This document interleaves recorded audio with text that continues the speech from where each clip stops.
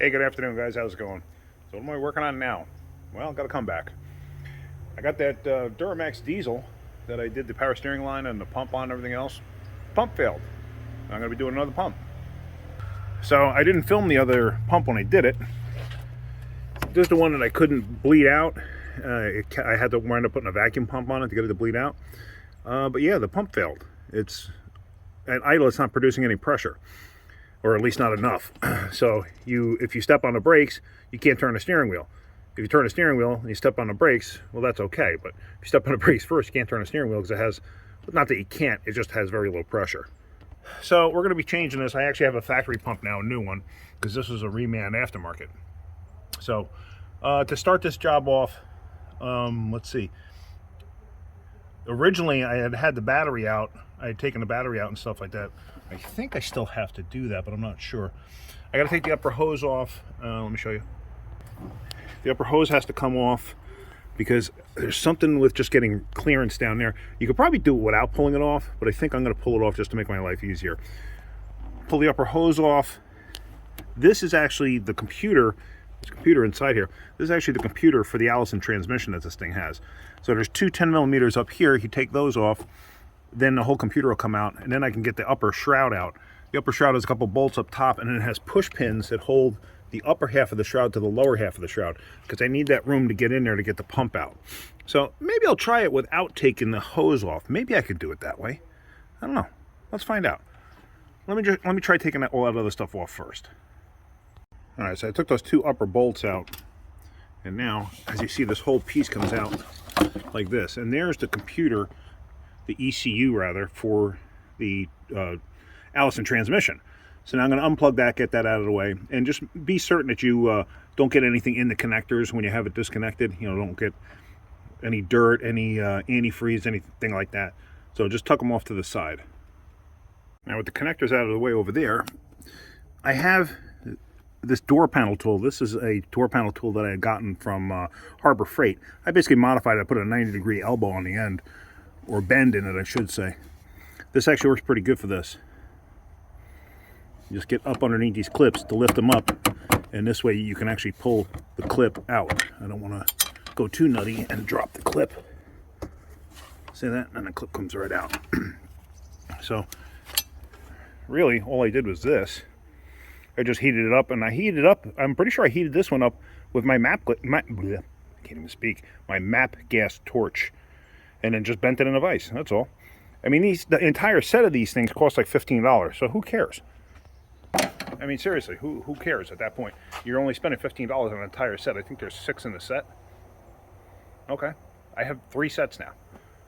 I bought 3 sets. I can ruin one of them. No big deal. So, and it comes in handy. It's not that it's ruined. I use it for other things.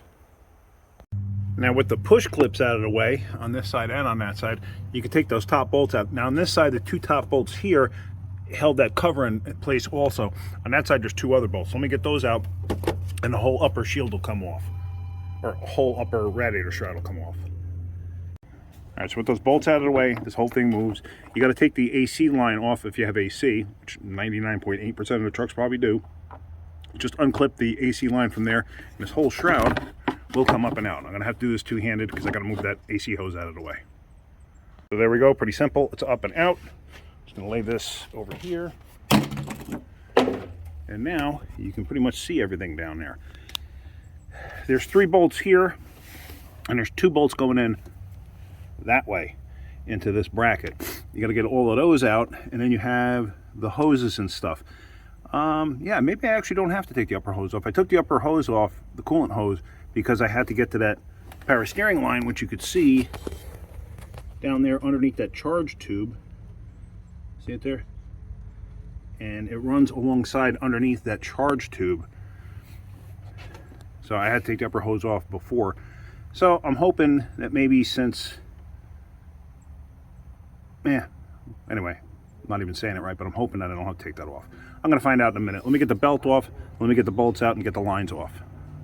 So the next step is, obviously, we've got to knock the belt off. Now the tensioner down there has a 1/2-inch drive square in it, and with that you're going to stick in a 1/2-inch drive, breaker bar, ratchet, whatever. So I'm going to use my shorter ratchet in there, and we're going to get that belt off. All right, so There it is, it's in place. So now, if you tension it up that way, it's a tight belt. I'm gonna have to do this two-handed, but you're gonna tension it up that way, and then this way you can get the belt off. And now with the belt out of the way, now I can start to take the other bolts out. Now, the bolts over on this side, you want to take this 10mm out that's right here, because you're going to loosen up this bracket for the jump post for the battery. You don't have to worry about it because it's covered. If for some reason this covering's missing, you may want to disconnect the battery so you don't short anything out. Since it's covered, I'm not too worried about it. But I'm going to take this 10 out, move this whole bracket out of the way, and then I'm going to suck out some power steering fluid so I don't have so much to deal with and worry about it spilling all over the place. All right, so here you see I have this vacuum sucker thing that I've gotten. I think it's made by Mighty Vac. I bought this many years back. It works off of shop air. They do make some that you can actually, that have like a pump on it, so you can actually create vacuum with a pump.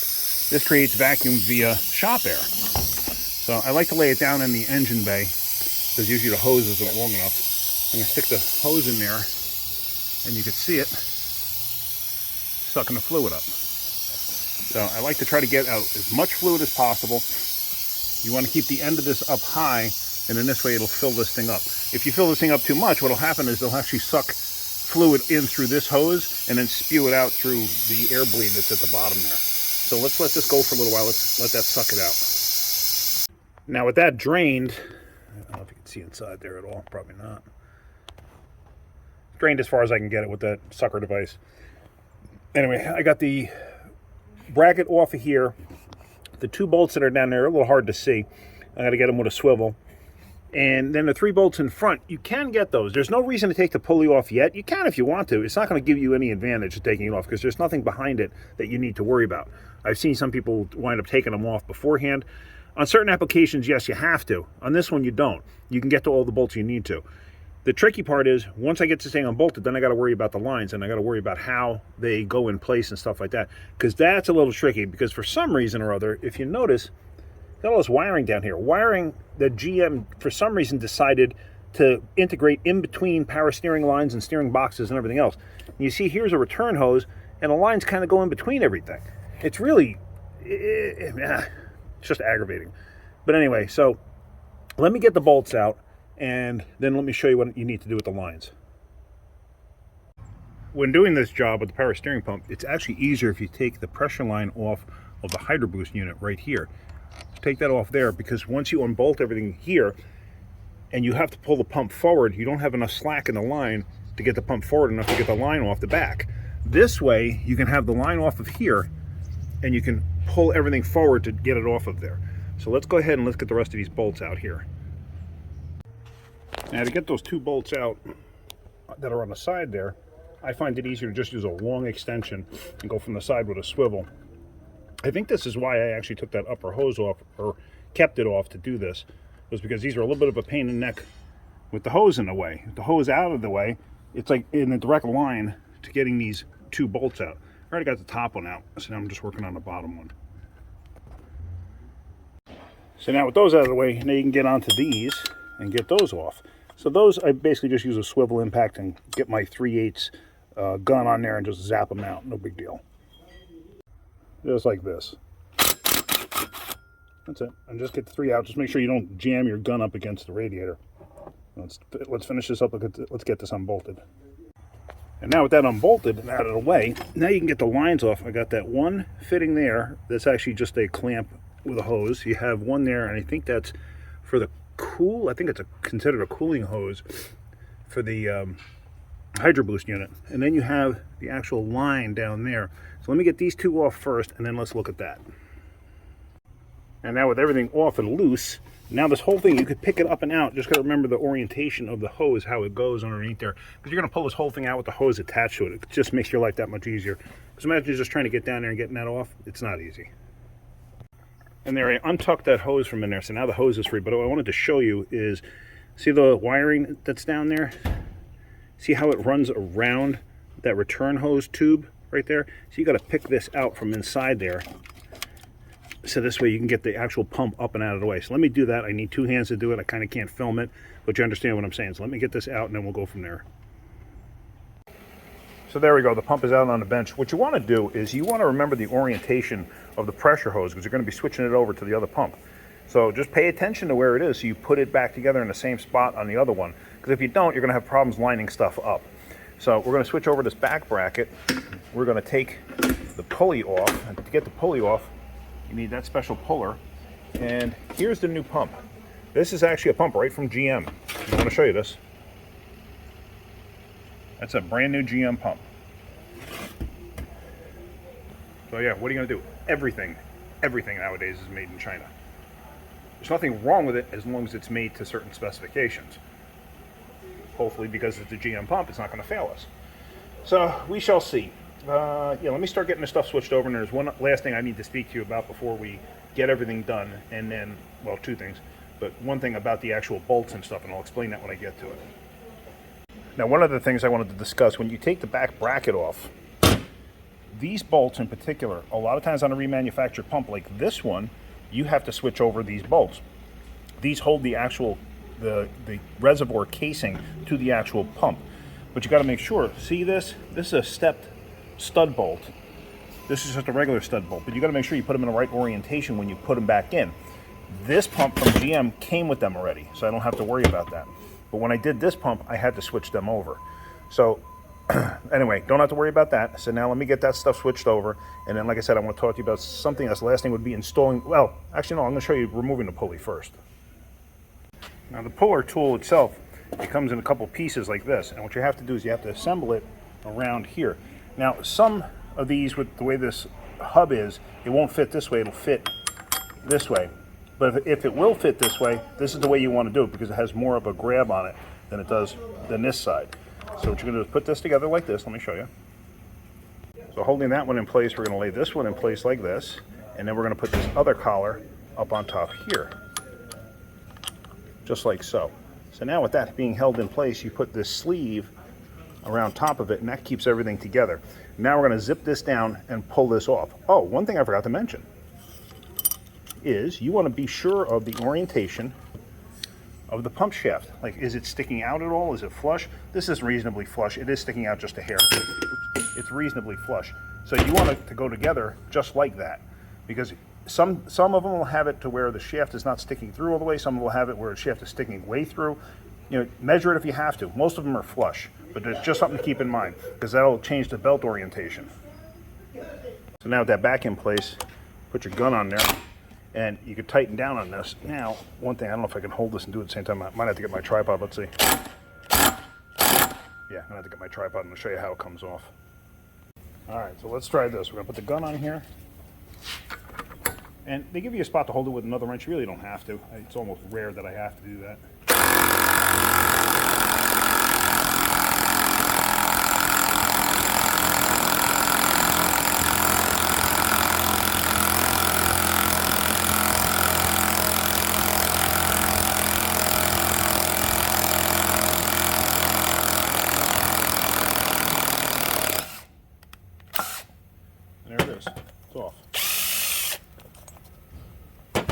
Now it was pretty simple. Now you can put that off to the side. And now we got to switch off over that bracketry to the other pump. All right, so now to install that pulley, you need this tool. This tool threads into the pump shaft here. If you're using an old pump, do yourself a favor, run a tap, a thread chaser, something down there to clean the threads up, because you can actually snap the tool off inside there, or you could not cross thread it, but ruin the threads in the process because you don't get a good bite and you try to screw it in there and then it gets stuck. It's a real nightmare. So you use this, and this is what you're going to use to press this back on. So you lay this in place like so, and then you thread this in as far as it'll go, and then once it bottoms out, you stop. So now once this is bottomed out, you're going to thread this piece down as far as it'll go till it makes contact. Make sure you're putting the pulley on the right way. Make sure you have this piece that you grab to pull it off. Make sure you have that facing this tool. Ask me how I know that. So we're going to do this now. Usually what I'll do is I'll use a gear wrench like this. It's a 25 millimeter. I actually shaved this down just slightly to make the 25 fit on here because it just happened to be what I had. And it's an 11 millimeter on this end. So then basically you just have to do this to get them together. So I'm not going to just sit here and go through this whole thing of me screwing that thing down, but basically you're going to kind of judge it. When you get close to the end, unscrew the end here and look to make sure and see exactly how far in the pulley is on the shaft. All right, so now with that thing screwed down, what you want to do, like I said, is you back this off and you look. And you're never going to be 100% on the money, but you're going to be pretty darn close. As you can see in there, I think. Let's see, can you see in there? It's pretty darn close to where it was before. It's basically flush. So now you take the tool out. And it's going to be reverse procedure to install. So now we get to put this thing back in the truck and bleed out the power steering system, the whole 9 yards, and go from there. So I was able to do it without pulling the upper hose off, which was kind of nice. But I just wasn't sure. So, all right, so let's get this back in place and go from there. And here, let me show you real quick too. Let's just disconnect here. This is that area in between here. This is where the wiring and stuff comes up and through. And you kind of have to route it in the same place, because if you don't, it winds up hitting the upper hose and everything else. So it kind of has to go right here. You really don't have much of a choice. Pain in the butt, but that's what they do. So, and this is, one of the wires actually clips in here, and I think the clip is now broken apart, but I mean, it's just through age and whatnot. So, all right, let's get this thing buttoned up. All right, so laid down in place, and I got the wiring tucked in between where it needs to go. Now you can start bolting it up. So I got the front 3 bolts started. It's still loose. They're close, because now you have to have that loose in order to catch those 2 bolts in the back. You get these almost down snug, but still, so you have a little bit of play in it, because if you tighten those up, you'll never get those 2 other bolts caught. So now you get those 2 bolts caught, you get those tightened down, you can tighten those down, and basically reverse procedure to install. So if I run into anything out of the ordinary as I'm going back together, I'll film that. But then otherwise, once I'm done, I'll just show you the bleeding it out and everything else. All right, very good. All right, so now with the pump and everything bolted down, the return hose is hooked back up. I'm gonna hook this line back up. Now make sure, now I just replaced the seal the last time I had this thing apart, but I'm gonna replace it again. So make sure that that's replaced, clean, whatever, or if you don't have a replacement, just take it off, check it, make sure it's got no nicks or cuts in it. But I'm gonna wipe this down, clean this all up, and get this all back together. All right, so I got fluid in it. Now what we're gonna do is we're gonna start it up and shut it off right away. Oops, okay. Because you don't want to keep air flowing around in the system if you can all avoid it.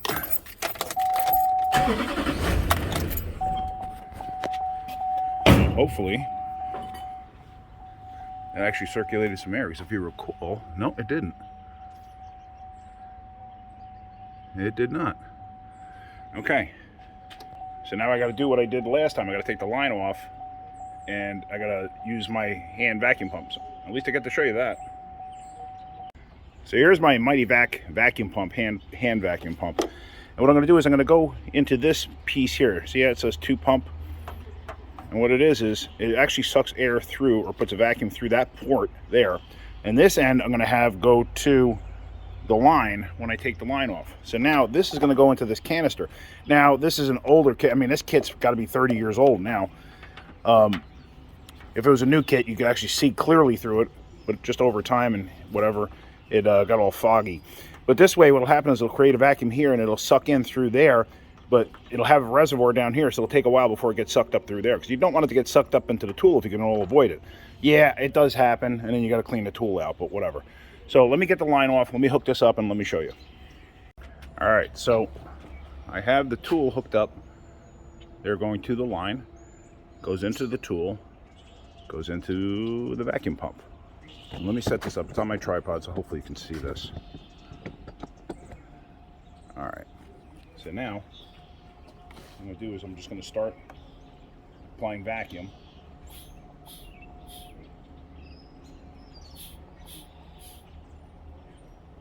And it's holding the vacuum kind of like it did before. There it goes. Now it's starting to spew some fluid in, and I can see the level going down. So I don't know how it's coming out on the camera. Hopefully it's coming out to where you can see it decently. So make sure you use the right fluid.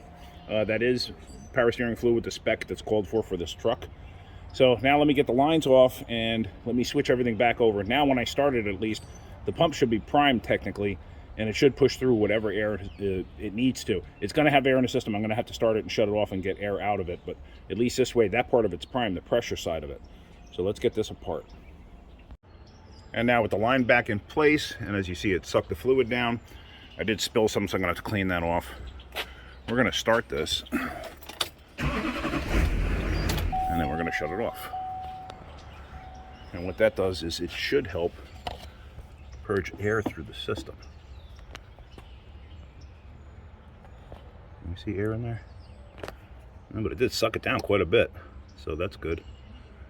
Yeah, there is air coming up. It's kind of hard. You see the little bubbles? There you go. You see the actual, you can actually see the whole wave of air bubbles coming through, which is good. That's what I want to see. See that whitish color? That's foam. That's from air. So I'm going to let that settle for a minute, and then I'm going to do the same thing. All right, so let that sit for a couple minutes. Now let's start it up again. We're going to do the same thing. Just want to verify. Yep, I got power steering, but I'm going to shut it off.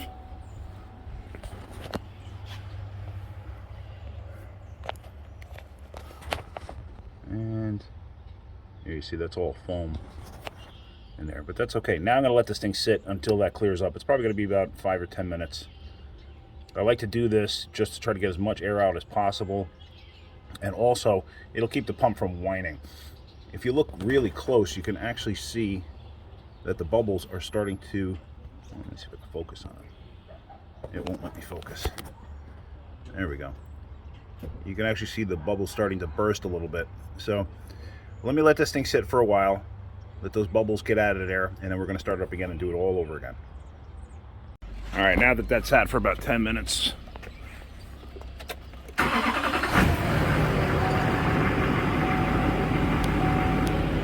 steering feels good. Steering feels good.